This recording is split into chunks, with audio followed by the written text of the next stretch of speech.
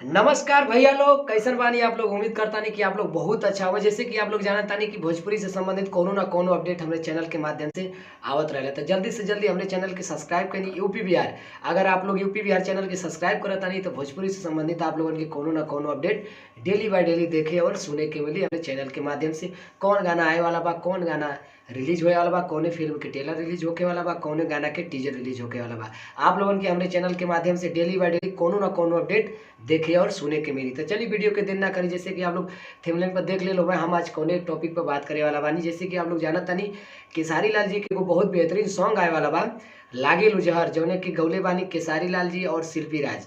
तो रउआ लोगन के बता दी लागे लुजहर कौने चैनल से लॉन्च होके वाला बा, कौने चैनल से अब वीडियो आए वाला बा। बालाजी रिकॉर्ड से, बालाजी रिकॉर्ड चैनल से ये सॉन्ग आए वाला बा। और कब आई अभी तक तो कुछ रिलीजिंग डेट नहीं थे मालूम, लेकिन आप लोग तब तक वेट करिए और हमारे चैनल के जल्दी से जल्दी सब्सक्राइब करिए यूपी बिहार। अगर आप लोग यूपी बिहार चैनल के सब्सक्राइब करता नहीं तो भोजपुरी से संबंधित आप लोगों के देखे और सुने के ऐसे ही डेली बाय डेली कोनो अपडेट मिलत रही और मिली।